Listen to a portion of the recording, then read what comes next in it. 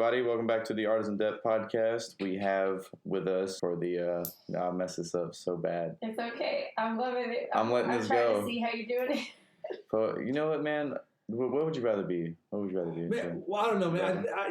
Especially with my new really show. On the spot. Well, especially on my new show that like has like a really big stand-up comedy element. Yeah. So I never know what to call myself, a comedian, a rapper. It's like both. I don't know, man. I'm just a space You rapper. have to really. coin some sort of term. I don't know, man. So Well, Yeah, no pressure.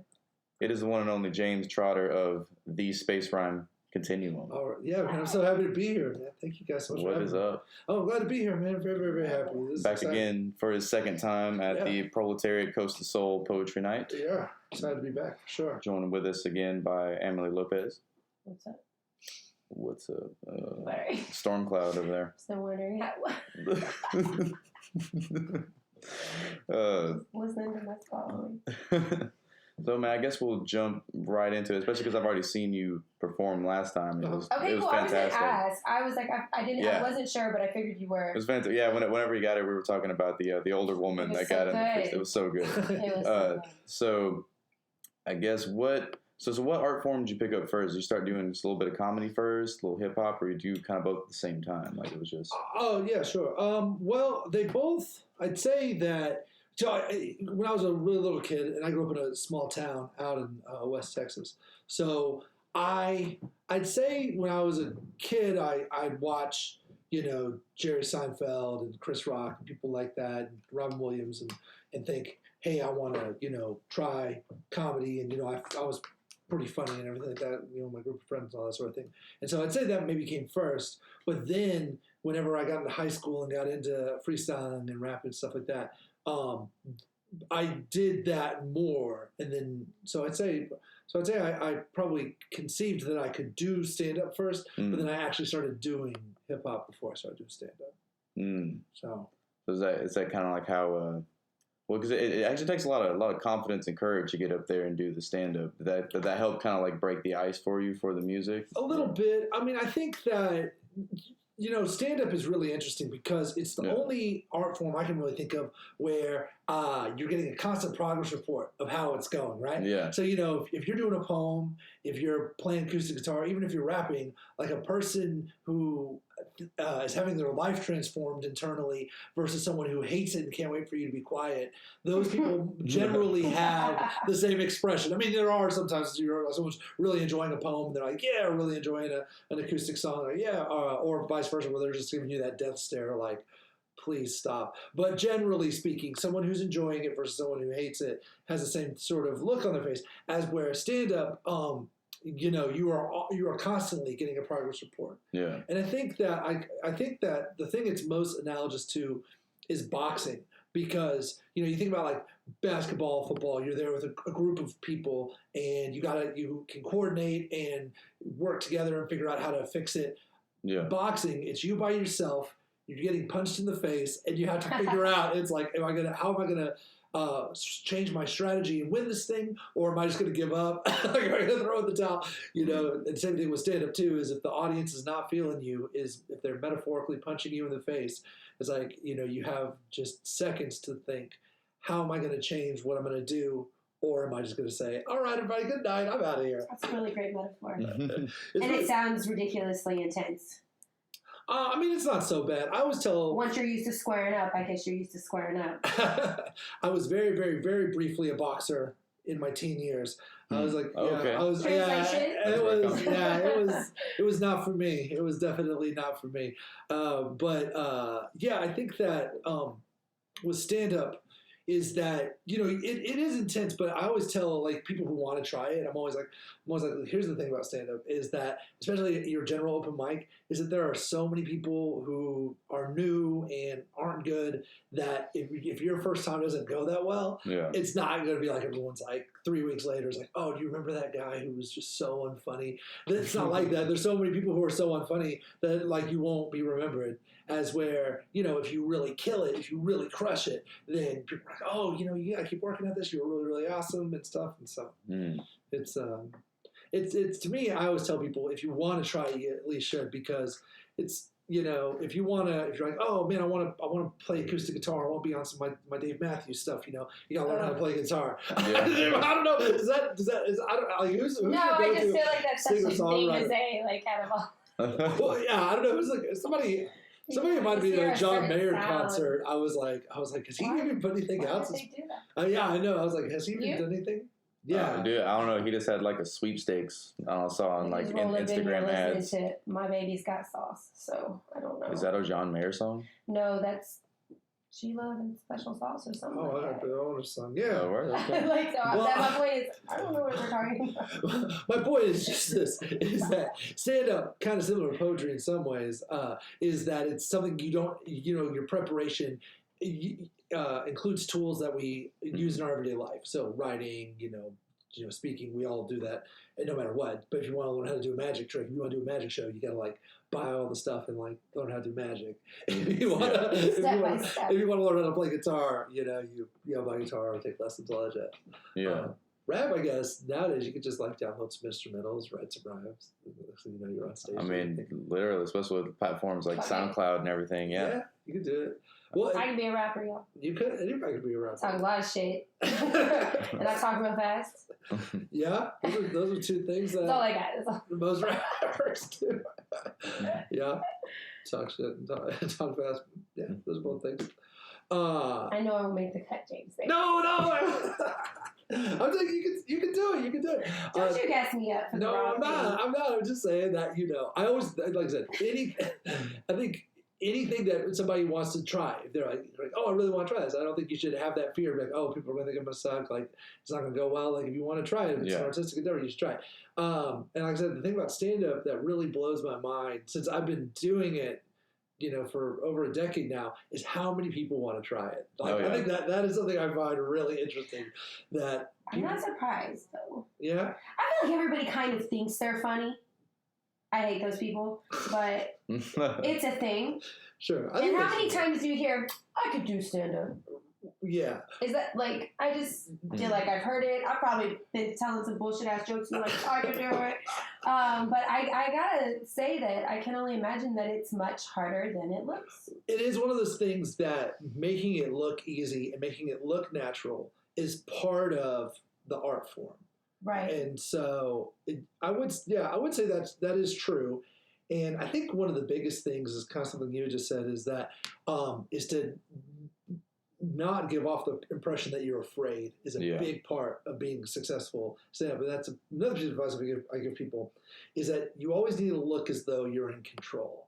Mm-hmm. Like having, and even if people don't laugh at a point when you thought they would, you have to kind of give off the impression that it didn't totally derail you mentally or your show, that like you're like, oh, I didn't even want you guys to laugh at that anyway. And then you just like keep going, that's I think that's a really important part of being good at stand-up is to just always make it look like you got things under control. When you started off, was it obviously more difficult to do that? Did you like find yourself, it was hard to fall into making it look more in control, or it just came natural for you? So my starting with stand-up, it was right after I graduated from college. I went back home to live with my parents and plot my next move. And it just so happened that a guy had opened a comedy club in Odessa, Texas, called the 8th Street Comedy Club. And so, like I said, I'd always wanted to try stand-up. And I kind of had done it at parties in college, but it was just kind of like... fucking around. Yeah, just fucking around. Not like a proper thing. But I would like my friends who were encouraging me to do stand-up at the party, be like, hey, everybody be quiet, turn off the music, James is going to tell some jokes. and that's it, that's the stand-up. Yeah, so I would like stand up on a chair at a party and like just like tell some jokes and some stories and stuff. And so anyway, so I go to the 8th Street Comedy Club and I watch a few people and I'm like, oh yeah, I can do that, no problem. And so I go home and I write my first bit, although I do want to talk about the writing process because that was the thing about writing stand-up. If you're a funny person, you're like, oh, I can write jokes, no problem. You sit down on your computer and you're like, all right, funny ideas come, right. You're like sitting there. So what I started doing, it was recording my conversations with my best friends. I've had this conversation with people like, you can't just be funny. You have to really catch it if you're funny and then like maybe kind of play that back. Yeah, and so my early days, that's what it was like. Is that I would my handful of best friends. I'd record our conversations with their permission, of course, and then I would and the things, and of course they're my best friends, so they didn't mind the things they would say to set me up to say something funny. I would just say that as well. So that's the setup was what they said, and then my response was the punchline, and then I would just say both parts myself. So my first 3 sets at the 8th Street Comedy Club all go really well. The first 3 are like awesome. And so I'm like, all right, this is gonna be really, really good. And so then I did the 4th one, and I took a big risk with it.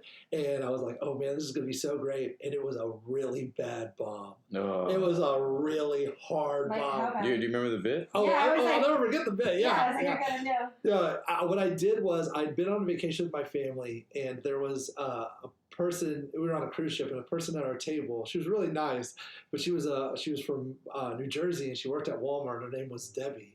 And she was like a real rough, stereotypical New Jersey type person.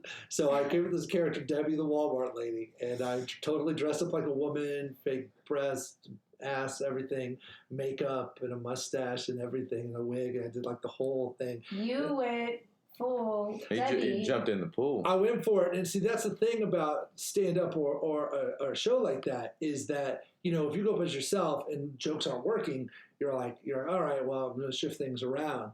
But whenever you're in drag on a microphone and people are laughing at your jokes and you're committed to your character, you're like, wow, this is I had anxiety really thinking about it. Yeah, it was a little awkward, especially being 22. But I would own it now. But at the time though, it was a little embarrassing, especially given that the first 3 had gone so well. And that's something I've noticed is that I think your mentality for a lot of people doing stand for the first time, you're like, okay, the first time's not gonna go well, but I'm just gonna do it, and you see how it feels. Is that okay? To just kind of not be so high hoped about it. Oh yeah, I think that's really normal. Don't let yourself down. Oh no, totally. I think that's really normal, and I did that. I felt that way. I was like, hey, it's gonna be my first time. It's probably not gonna go that well. I'm probably not gonna get any laughs. And then I got a bunch of laughs, and so I was like, oh man, this is really good. And then the second time happened, and I think that in my time doing this, I've met a lot of people for whom that was their experience. Is that their first time actually went really well, but it wasn't until they did their second or third that it kind of separated the people who really kind of had a future in it versus people that. Because I think almost anybody who's pretty funny can come up with 3 minutes of material over the course of their life. Man, I don't know. I think a 3-minute poem is fucking scary sometimes. So I'm like, I don't know. Yeah, I don't know. It's I don't know. It's I think coming up with just like those handful of thoughts. And like some funny stories and things like that. People can generally pull it off, but it's whenever you come around for that follow up that it really is. Yeah, when you got down. People. Yeah. Yeah, there's some expectations set there. Yeah, definitely. Absolutely. Have you ever thought about trying it? Man, there have been thoughts, just because you especially get that whenever you're in high school. Yeah. You keep people on a roll, and you're like, oh, but sometimes I'm just like, man, just thinking about because I'm a huge Dave Chappelle fan. Sure, yeah. Huge, since I was a kid. I was getting in trouble in school for quoting Chappelle's show, but just seeing how he articulates stories and how he talks about it, he talks about things. How he comes up with the punchline first, and then tries to find a way to get there, and just comes up with these stories. But I'm just it's hard for me to just come up with stories like that, I try to think of some childhood things. I'm like, man, what actually happened when I was a kid that was funny, I've done random things, shooting fireworks. I think it's a lot of vulnerability, maybe like any other art form. If you want something really funny, you might have to talk about some stupid shit or something really regretful or embarrassing or just or even if it is really funny, that's sometimes the most relatable and funny. Yeah, you have to deliver it though. Even if it is really funny, funny, you can't just say here's my story. So that's all. I mean, I've always I keep overthinking it. I'm like, man, but shout out to Brian Gindren. He teaches this class at the Small Business Development Center in Houston, and he teaches how to start a podcast class. Really? And I took it before we did this, but he just started doing stand-up comedy. Cool. Just like super cool. Well, as a thing, just to work on his personal confidence. Like he went to open mic with some friends or something, and he just got up there, and then he started going to that place regularly. And then he hosted a comedy event for like charity. He's got like a 501(c)(3) that he just wanted to do. But he found like he never would have thought he would have been one. And he just like a little niche. Yeah, but he had a couple drinks. He was feeling confident and just went up on the stage and was just BSing, But wow.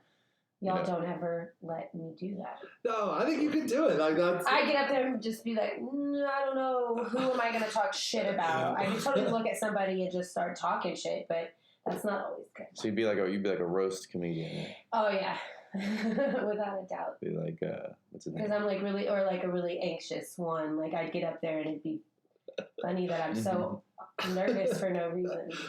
I mean, everybody's got their thing. There's all kinds of different comics the people who do the insult thing versus people, that kind of play on their awkwardness and their insecurity. I think the inappropriate female comedian is somewhat overplayed now, and that's like bit. what I would be because I'm inappropriate with most of my jokes.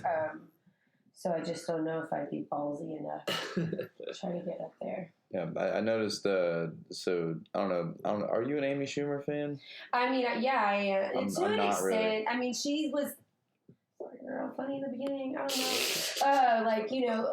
People just typecast like anything else, especially comedians. And I mean, like anybody. I don't need to say especially comedians in every level of entertainment.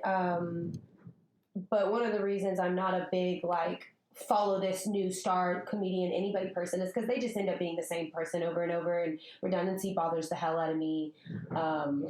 So I think I watched one thing with her and I was like, cool, if I watch more I will just not like you and I don't know you and you don't have anything to do with my life, and that's weird, but I'll be really judgy about it, and I do that with people. And anyways, there you go. I like her okay. I like her all right. She's not my favorite. Well, if you're like bigger and bigger in comedy, you shouldn't say the wrong things. But I'm yeah, I mean, she's all right, but I think why did you bring it up? Well, I brought it up because you were talking about how the the inappropriate, real mean female comedian role you said has been played a lot. What's her name from Parks and Rec? That's my kind of shit. I love dry humor a lot. Amy Schumer? Not Amy Schumer. No, that's the Amy Poehler. Or I think Aubrey Plaza, right? No, she's great. I love her. Yes, same. Dry humor, same show. What the hell? Who plays Leslie Knope? Amy Poehler. Okay, is it also an Amy? Yep. Look, I'm just getting confused because I'll be like, the person I like, that's not the right name. No, that's my preferred kind of humor if I'm watching it. Yeah. Yeah. I've never seen her do stand-up. I don't know if she does stand-up. Stand-up, I'm like a Dave Chappelle talk, but I like really old comedy. Yeah. I still like to watch George Carlin. His very first stand-up ever is on Netflix, and I probably watched it fucking 100 times. But I'm the same way with anything I watched, just older stuff. Traditional shit. I haven't watched that, but I'm going to check it out. Oh no, you have to. I've seen a bunch of his stuff, but I don't know that I've seen his first. The first one, yeah. And I think he's the first person to ever be on. He's one of the first comedians to be on SNL, and that's a super infamous show. And those are the only SNLs I watch.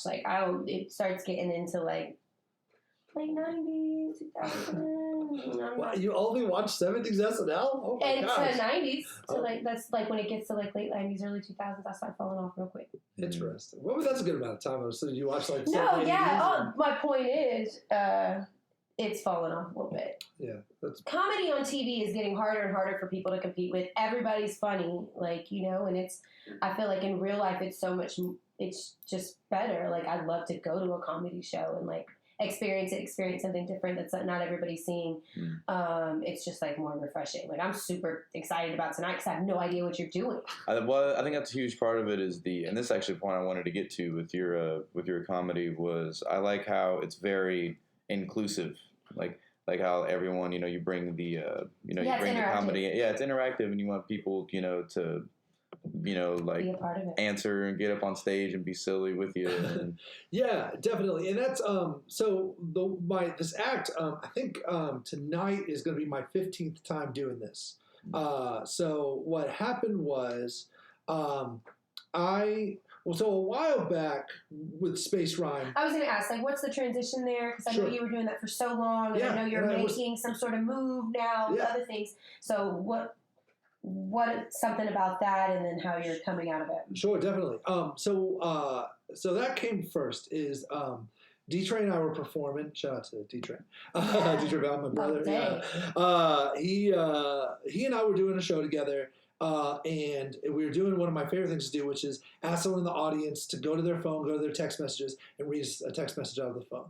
And this girl did it, and her text message was in Spanish. And I was like, D-Train, I can tell you that D-Train is about to go, hey, can we get another one? And I just go, play the beat. And so we start playing the beat, and I start coming up with this whole thing about dating a woman who doesn't speak any English. And it was like, I remember one of my lines in there was, I was like, man, when we're on the phone, I'm in the zone. But when I'm on my own, I'm studying Rosetta Stone. And so, it was like really good. And D-Train was just having a hard time finding a place for himself. He was just like having a really difficult time finding a character for him to be. And so anyway, after that was over, I was like, I can do these by myself as long as I explain to the audience that I'm going to be acting and portraying a character.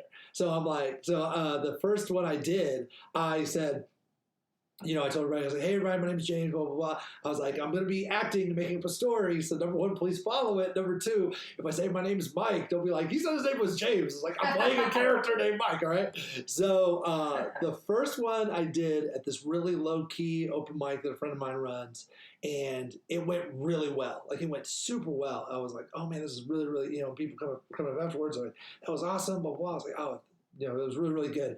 And then the next three were just total train wrecks. Like, they were awful. And the worst one was number 4, because number 4... Number 4 is a thing? What? I don't know. I run into 4s, I guess. I don't know. So number 4 is the worst, because I go up to a guy in the audience at Not So Downtown Houston. I go up to a guy in the audience, and I'm like, hey, why don't you go to your... Spot. Yeah, it is a fun spot. Yeah, definitely a spot you could have something like this happen. And people were like, oh, he was just being weird and artsy. Like, that's the reason why it was so unfunny. So I was this guy in the audience, and I go, hey, I want you to go to your phone, go to your text messages, tell me the first text message you see. He says, the lawyer says everything will be okay. So, well, here's the thing, right? So I committed one of the cardinal sins of improv acting. In improv, they teach you to always commit to your choices. So they say that what will happen to you in improv, and this is true, is that, you'll come up with an angle on the suggestion, and you'll start acting. But then your brain will think of something else that's pretty funny, and so an amateur person will like ditch their original idea and go with the funnier idea, but then that looks really inconsistent and disjointed. And so they teach you in improv, they're like, even if your idea is not like, even if you come up with a funnier idea, commit to that original idea. Right. And so that's what I was doing with stage with the lawyer says everything will be okay. Like, I was doing like a sleazy lawyer, which sucks because I can totally rap in Jim Adler's voice. I could totally freestyle Jim Adler's voice. Then I was like doing it where he was bad. It was just all over the place. And so anyway, it was just really a big disjointed mess. I get off stage and my friends come over to me and go, they're like, damn, James, how did you mess up the lawyer says everything will be okay? That was like the biggest softball of your entire life. I was like, I don't know, man. So anyway, I was really thankful that, I was really thankful it went that way rather than the other, because if the first 3 had gone terrible, I would have been like, oh, this just doesn't work. But then because that first one went well, I was like, okay, this can go well. It hasn't, but it can. And so from there, I kind of, just kind of reviewed my improv principles and, kind of got to where, it was really just that, actually. It's just always just trying to think of a good angle on the suggestions from people and then using that to create the freestyle and create the story. And so, so I was doing that for a while. And then what happened was I was watching a comedian do some stand-up on a YouTube video, and he was doing crowd work. And crowd work is where you improvise material based on the audience. And I was noticing that he was, number one, kind of mean-spirited, and then number 2, he was really only talking about people's appearances. Like, he was just like, oh, you look like this. Like, it was kind of roasting people. It's like kind of the go-to. And I was like, what if I were to do crowd work style stand-up, but not have it be about people's appearances, but ask them, and not just normal questions like, what do you do? Or how long have you and your, significant other been together? Like, ask them, like, really, like, interesting questions. Like, who in here has had the most unusual job in their life? Who's ever traveled somewhere and seen something really strange that they want to tell me about? Who's ever been really awkwardly hit on by somebody? Who has like a really unusual object in their house? And so I use that to get people to tell me stuff, and then I start improvising jokes off of it, right? And so it's kind of something like you were saying earlier, is whenever you're with your friends, you know, and you're on a roll and you're like joking around and you're like, get going, is I try to bring that same atmosphere to the stage, even though it's strangers and they like generally paid to be there. So, yeah. And I got a microphone in my head, but I try to create that same atmosphere. And that's a compliment I've got since I've been doing this, is people just come to me and been like, this felt like we were in your living room and you were just joking around and making us laugh and stuff like that. And so you had like the comfortability which is aspect great. Like to that it. kind of intimacy and connection and involvement. That's super cool. Well, and it's different. That's one of the things that it's really cool, is I think that it doesn't have, you know, friends have talked about different, you know, like famous comedians they've seen that have like picked out someone in the audience and really like picked on them and been really like kind of like uncomfortably rude to them and stuff. And I just don't want that vibe. Like I just want that vibe of everybody having a good time and it feeling like you're just joking around with your friends in your living room, even though we're strangers. So. It's yeah, and then, and then I just think that's like a cool warm vibe, and then particularly, and then transitioning into the freestyles. But the first one was really funny because the crowd work went really well, but the freestyles were lacking. And my friend Connor from Comedy Sports in Houston, after the show, he was like, yeah, man, he's like, it felt like you used up all your good material on the crowd work. I was like, yeah, man, I gotta figure out how to come up with like a second round of good stuff. So I've gotten that part pretty down though. Like I've gotten that now at this point, rolling into number 15. I've gotten that down pretty well that I can. That's actually a pretty cool element of so we talk about the communities of whatever the medium is a lot on the show, and that's really cool about the stand-up comedy community, especially like your peers, like they'll just tell you bombed like straight to your face. I always tell people that comedians are the meanest, rappers are the second meanest, and then like regular musicians are in the middle, and then slam poets and improv actors are the nicest. Like improv actors and slam poets are just like the nicest people. They won't ever tell you. Terrible. I don't know. Well, to find out, I know some slam posts tell you something. They won't ever. The slam posts won't ever say it to your face, unless they beat you in like a very high stakes competition. They will do that. And improv actors are kind of the same way, but like, you know, they're a little more humble about it. Yeah, they're a little more. Yeah, improv actors and poets, they're definitely the people too that will tell anyone you should try it. Like a lot of like really mean stand-ups, if you were to like, you know, be like, oh yeah, I'm thinking about doing it, like they'd be like, you shouldn't. Don't do it. I can tell you're not funny enough. That's where, you know, almost any like regular I appreciate that advice. Yeah, a few of the people who I've heard say that, I want to be like, actually, you should quit. Like, I know you've been doing it for a while, but it's like, I was like, I don't know, man, you're so formulaic. I mean, yeah, you get laughs, but I mean, those jokes are so cookie cutter, dude. So, so I don't know. I don't really believe in being mean to people like that. I don't. You should be a baker. Oh wait, what? Oh, it's good cookie. Oh, yeah, that's a. You should try that one on. You should try that one on stage. That was the point, was to have a bad joke. Yeah, I got it. No, it's good. It's funny. It's funny. I liked it. Be a baker because your jokes are cookie cutter. I'm a total mom. No, I liked it. You know, you ever hear that about like, you know, you always hear about dad jokes, but you never hear like mom jokes. I got jokes. Yeah, I know. No, I know moms have jokes. My mom's really funny. You know, I know you're holding them in your pocket somewhere. No. I think they're just a thing I'll get at some point. But this is my thing though. Is like, so you know, the stereotype of a dad joke is that they're very lame and like punish I love whatever. That. Yeah, and so like, what's the stereotype of a mom joke? Like, I guess. That's a good question. Get my kids on here; they'll crack on. No, we all just talk shit about me. Yeah. Mom thinks she's funny. Mom thinks she's got jokes. We shut mom down. My mom is really funny, but I bet like you got to. So your sense of humor. Did you grow up in like, you know, just around, you know, family and people who are really like that a lot too? Yeah, definitely. My parents are just really easygoing and just kind, and then both my mom and dad are really funny, and then my siblings are really funny. So yeah, everyone's really funny, but I'm the only one who's ever tried stand up. Like they've all like kind of like talked like they were gonna do it, but none of them ever have. So I don't know. Challenge. I know, yeah. My sister, so my dad has a super surreal sense of humor. He's like he's got a really, really strange sense of humor. Oh, I dig it. That's cool. And my sister asked me, she was like, you think if Dad had tried to be a stand-up comedian, do you think he would have been successful? And I said, if Dad had tried to be a stand-up and he was successful, he'd be one of those comedians who had like cult-like following of like 20-year-old white hipsters that just loved everything he did, thought he was a genius, and everybody else in the country would be like, who thinks this shit is funny? Like, what is funny about this at all? Those exist, though. Yeah, there's a lot of people who are like that. Yeah, no, there's small cult followings. Yeah, it's like who follows? Yeah, it's like who likes this? Yeah, that's what my dad would be like. If Some might think a small cult, is much more personal and cool to have than just random people you don't. Fair points. Yeah. You needed my dad had a cult following. I know all of my cult followers. Who are you on YouTube? Yeah. There's no personal things happening here. Yeah. So. Well, speaking of kind of coming up and finding your style of comedy and what you like to do, I ask this to all the guests on the show. Sure. But it's so mostly the show's about people's process and their art form and what they went through to get there. The funny things that happen, but also there was a lot of losses. Especially in comedy. Like you. Especially from comedians I've talked to, they talk about when they're coming up, they're like, oh yeah, like hard bombs. Oh yeah, definitely. So especially for something like this, if anyone's listening that wants to do stand-up comedy, what's something, or even hip hop, because both of those are very vulnerable arts, depending on what you want to do.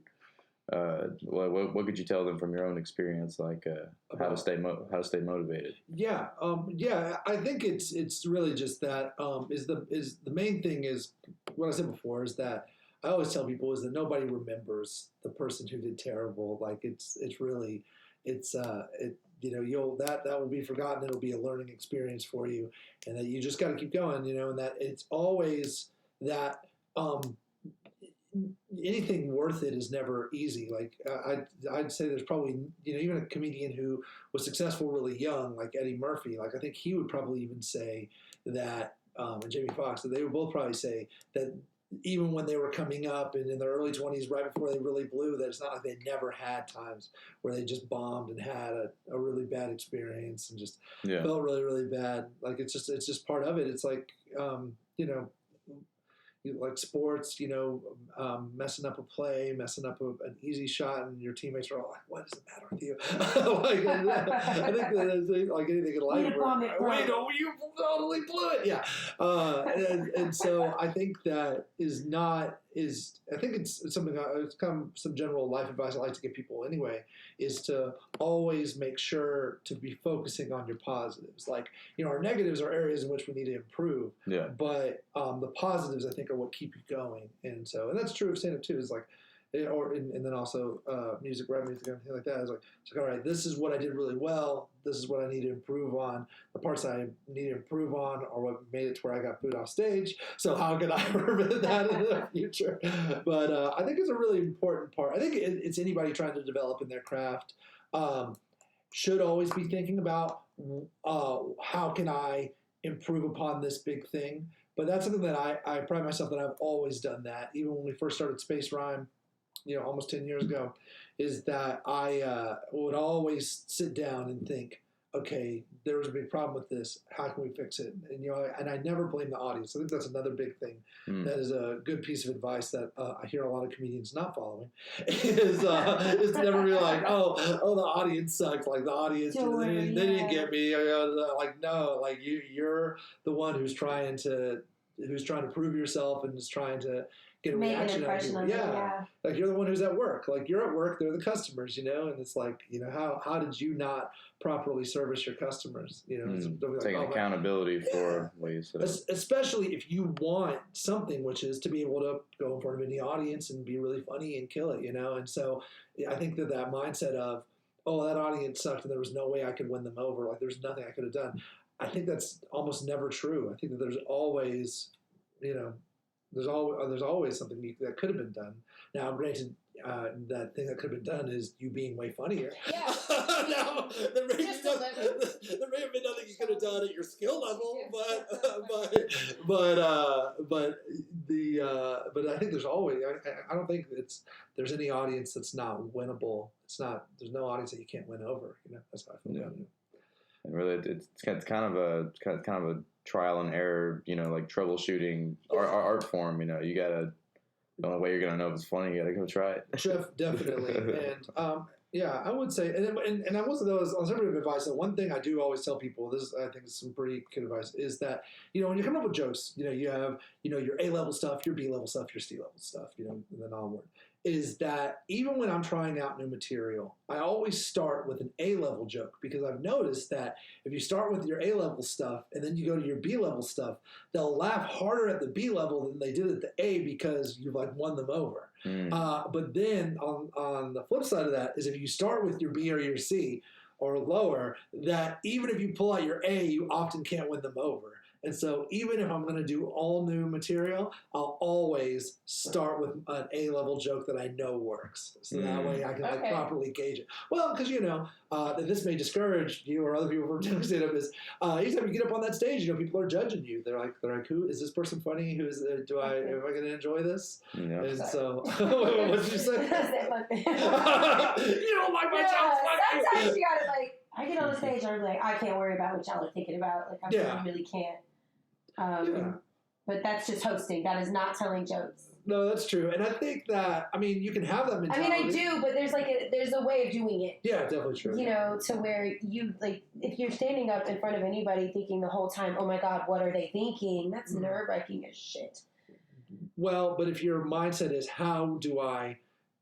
you're calibrating. Yeah, that's right. Yeah, calibrating and guiding them. You've got to work something. Essentially, mine's pretty consistent. Almost the same words every time. Hosting is a lot of fun. I do enjoy hosting things. It's always really enjoyable. I think I used to host comedy open mic, and I would always tell all the comics, I was like, all right, so if you close strong, or the comic before you close is strong, I'm gonna just bring you right up to keep the energy going. I'm like, if the comic before you close is weak, I'm gonna do some stand up to try to get the crowd set up for the next person. I could say the same as poetry, or just being out there. You got to figure out where you fill in and how you start and stop. And I think the cool thing with an open mic is I can look at a list now and know who's holding down what and how I'm going to need to navigate that. Who's heavy hitters, who's not, who's going to have to come in and save somebody else. Definitely. Am I going to have to save somebody else because there's 4 people on the list and I'm going to have to tell a poem every 2 of the 4 people, I do. It's different though. I don't mean to be fuck them in a bad way. I mean to be sometimes you can get in your own head really easily, being concerned so much with the outside of the reason you're there.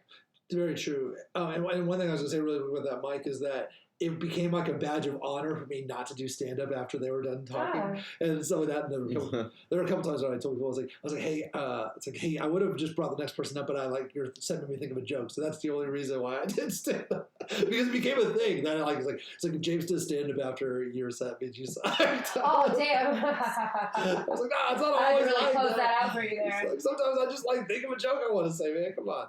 So. I like that tactic, though. It's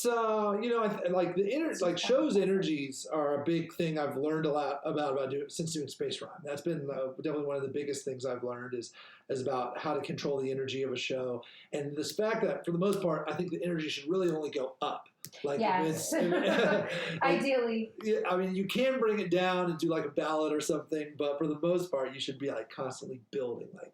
Let's not. What's about? Ballad. Oh, do a ballad? The ballad is a comedy show. What does that think of me? I don't know. I think you could think about, the thing I think about is like a rap song that's kind of slow and about, a little low tempo. But it is funny though, because I'll be like, all right, cut that shit. That's not that's what I'm saying. It's songs about my insecurities. That's not going to go over maybe this crowd. Maybe we're not here. Yeah, it's let's just keep going with the crunk party jams, man. That's what we're going to be. Yeah, you want to end strong. Definitely. All of it. Oh, always want to close all strong. Of it. Oh my gosh. Yeah. Whenever I do my own show, I always tell the person, I'm all right, the only thing I'm asking of you. Is this you me telling me to, are you telling me this now? Wait, what? Because you're doing your show? No, whenever you're hosting. Whenever I'm like doing like a show, like whenever we do like a proper Space Room show, or I haven't done. That's like you're featuring. What do I need to know? No, not like something like this. It's like an open mic with a feature. No, that's not what I'm saying. Is that I always tell the comedian who opens, I'm like, I need you to not do any crowd work, and I need you to close strong. That's all I need. Everything else you can do whatever you want, any creative freedom you want. I just need you to close strong and not do any crowd work. Yeah, that's my job. Well, I'm the crowd work guy. We're the crowd work people. Take the reins back. You're stomping all over my stuff, man. It's like, especially if you're throwing the show, man. I mean, hell yeah. Hey, bro, come on. And definitely don't be funnier than me. Like, just chill. Well, that's fine. If they're funnier than me, that just like raises the bar. No, I would never tell somebody don't be funnier than me. Because I really feel like that's actually what I want. Hoping for? Yeah, like a little like games on? A little bit of that, but even more so is just putting out a good product. So, I mean, yeah, if the person's really, really funny, I mean, I think it's like vibing. Yeah, I think that would be that would like elevate my /Space Rhymes game. I think that, I would never not. If I ever saw somebody who was like definitely funnier than me or us, and be like, stop that. They'd be like, hey, I want to be your opening act. I'd be like, you can't. You're just too funny. You're too way good, funnier than us. No, I'd be like, thank you. Yeah, well, especially so I improvise it. I'm like, no, I'd book somebody who the unity is good if it's good. Yeah. Well, because the opposite is true, where friends have been like, hey man, I really want to be your opening act, and I've been like, oh, dude, like, you're not funny enough. You need to work on it. I've never been negative, like, oh, you're not funny. I've been like, hey, just keep working on it a little bit, maybe. So I really appreciate that. Yeah, I mean, I've never like really that, but I'm just always like, I'm never like, oh, you're not funny enough. I'm like, you're not funny enough yet. Like, I believe in your potential to get there, but it's like, keep working on your stuff. So, I don't like to ever discourage people. Discourage, I can tell it was. Yeah, it's definitely not something that's in my personality for a lot of reasons. And one of the big ones is I feel like I've seen comedians tell people like, it's like really crappy comments, but like you should quit, you suck, like don't do this ever again. And I've like always like felt really bad for them. But then secondly, my thought has been, what if that person gets huge? What if they're the next, Dave Chappelle? I'm gonna say, use that for fuel, man. That's what happens to a lot of them, right? And so then you see like an ABC special or something where the comedian's talking about the people who trashed them and told them they'd never make it, and then they're on TV, they're like, now I'm a millionaire, I have my own TV show, look at me now. Like, I don't want them to ever be like, James, you are the one, James Trotter, what are you doing now? Washing dishes at Tacos at Go-Go. What the hell are you doing? So I'm never that person. Number one, because I don't like to be negative, and number two, I don't want to get called out on national television. Oh, you're just a sweetheart rapper. I am a sweetheart rapper. Somebody told me that once. We were performing in the Fifth Ward, and somebody was like, "You're such a nice little rapper." Over there. Well, they were like, I was like, thanking everybody for coming out, and they were like, and one of the people was like, "Hey, man, you can't be like friendly as a rapper. You got to be a little more." I was like, "But it's just who I am." They're like, "Yeah, you can't be doing that stuff, man. Nice ass shit." Yeah, you got to be in your aggression. You gotta be hard. You gotta be hard to be a rapper, bro. Take this damn thing off of here. Even if you're a white dude from Midland, Texas, man. Even if you're a white guy from Midland, right. You still gotta be. You gotta be. I'm ready to see it. A gangster. Oh, my show. Yeah, all your hardness. My hardness, a gangster. Oh, okay. Oh, you can't see my show. All of it, yeah. Can we see everything? Yeah, I was about to say. Speaking of the show, it's almost that time. We are. Yeah, we're coming up on it. Well, man. Well, so I guess in the closing, where can we find some of your work online, if anything? Absolutely. So with my new show, I've only really just started recording stuff, but that will definitely be on my Instagram page, James_Trotter_music.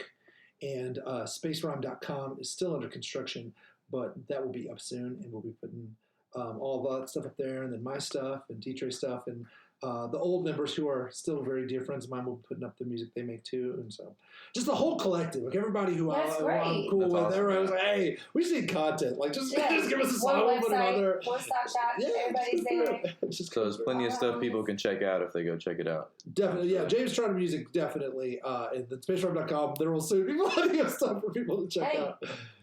All right, well, if everybody follows him at James Trotter Music, then you will be updated on when that drops. Yes, definitely true. Yeah, Absolutely. I'll do a big rollout and all that stuff. Well, thank you guys for having me, man. Yeah, this was James. a lot of fun. Yeah, we appreciate it, man. Dude, I'm glad we got to do this, man. Especially, my podcast wasn't even a thought whenever you performed last time. Oh, really? Yeah, a lot's happened. Yeah, a lot has happened. So it was last August, right? Mid-August. Last August. See, for some reason I thought it was cold outside when you performed. Was it not cold outside when you performed? Do you remember being hot? It was hot inside. It was hot. We brought the heat. We brought the heat. The whole stage up. Had to open the doors. And I was wearing jeans and a t-shirt, but I wear that anyway. Anytime. I wear shorts on stage, so I don't think it was. Don't look at my legs. Yeah, I don't know what it is about that. Other people wear. I wore shorts today because I was so hot. The whole time it was like people not look at my little knobby ass legs. Why? No, you have they.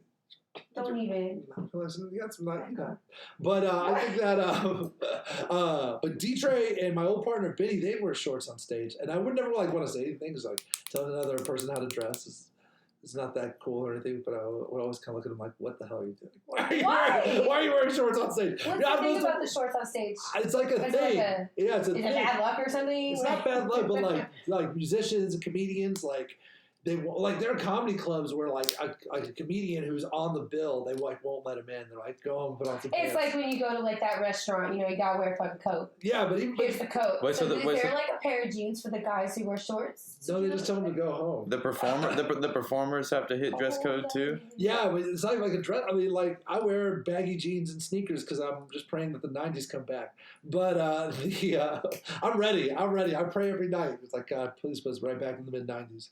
The hip hop will be going, everything will be good. But yeah, I don't. I did, yeah. But so they let me perform. But yes, like there's certain comedy clubs they let me in, but then the performer next to me, whose name's on the marquee, they're wearing shorts. They'd be like, "Hey, you gotta go home and put on some pants, man. You can't be wearing shorts on stage." Oh my God. Yeah. Well, that's something I didn't know. I didn't know there was etiquette for that.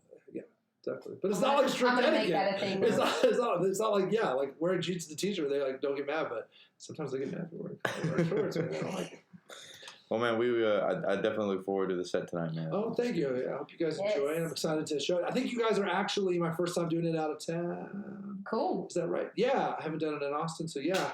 Austin. How was Austin? I haven't done it in Austin. Oh, you're going that way though? Probably. I mean, I played Austin fairly often. I used to live there, but I haven't done this there. So I think Galveston is my first non-Houston performance of this. So yeah, man, I really appreciate you guys again. I'm really looking forward to it. Yeah, absolutely, man. Sounds great. All right, you guys, Artisan Debt Podcast. Be sure to like, subscribe, and sign up for notifications. Get little notifications whenever new episodes come out, since I'm so weird at posting them at irregular times. Is that a thing? It's a thing. I'm working on it. I'm just gonna own it, and I'm just gonna, like we were talking about earlier, I'm gonna own my mistake there, and then I'm gonna fix it eventually. Move forward accordingly. All right, you guys, we're out.